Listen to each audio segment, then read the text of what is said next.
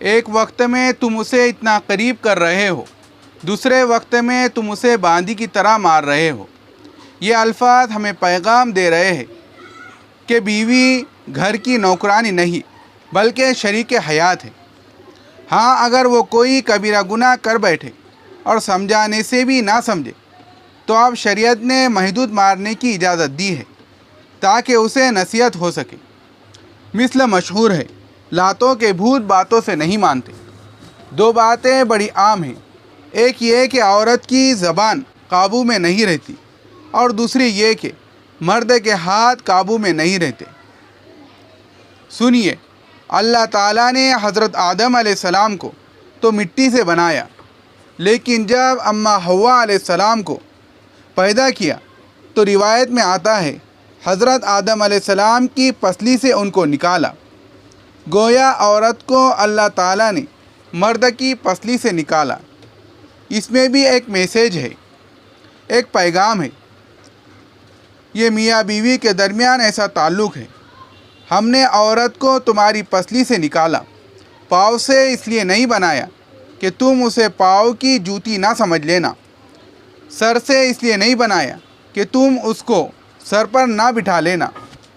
ہم نے اسے پسلی سے بنایا ہے اور یہی تمہارے دل کے سب سے زیادہ قریب ہے۔ لہذا اے خاوند، تم اپنی بیوی کو دل کے قریب رکھنا، تمہاری زندگی اچھی گزر جائے گی۔ شادی کا بنیادی مقصد یہ ہے کہ میاں بیوی کے ذریعے گناہوں سے بچ جائے اور بیوی اپنی میاں کے ذریعے گناہوں سے بچے۔ اس لیے ان دونوں کو زندگی کا ساتھی کہتے ہیں۔ دونوں نے ایک دوسرے کے ذریعے سے گناہوں سے بچنا ہوتا ہے اور اللہ تعالیٰ کی فرمانبرداری والی زندگی گزارنے میں ایک دوسرے کا معاون و مددگار بننا ہوتا ہے۔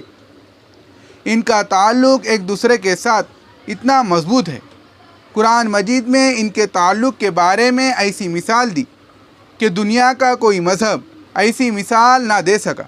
ارشاد فرمایا، تمہاری بیویاں تمہارا لباس ہے اور تم اپنی بیویوں کا لباس ہو۔ لباس کے دو فائدے، ایک تو اس سے انسان کے بدن کے عیب چھپ جاتے ہیں۔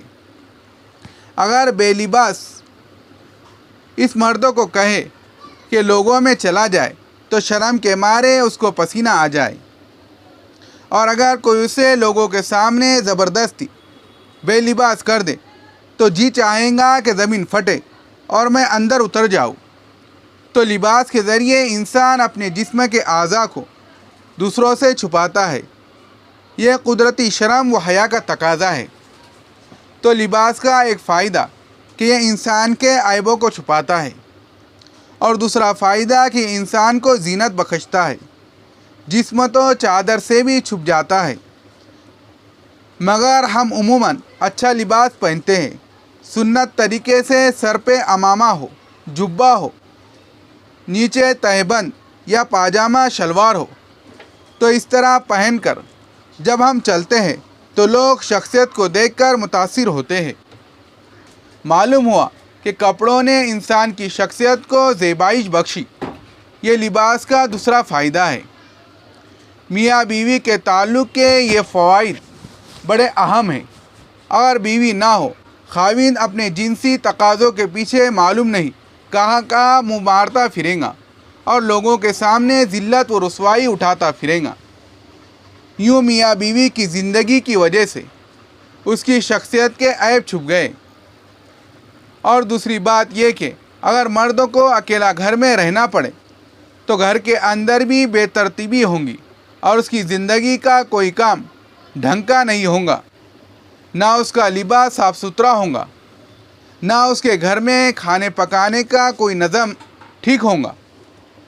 لہذا اس کی زندگی کے اندر جمال نہیں ہوگا، ہر وقت ملال ہی ملال رہے گا۔ بیوی کے آنے سے انسان کی زندگی کو زینت نصیب ہو جاتی ہے۔ ایک تیسری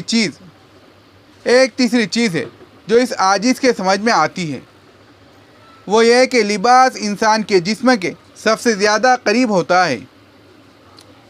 کوئی بھی چیز ایسی نہیں جو لباس سے زیادہ انسان کے جسم کے قریب ہو۔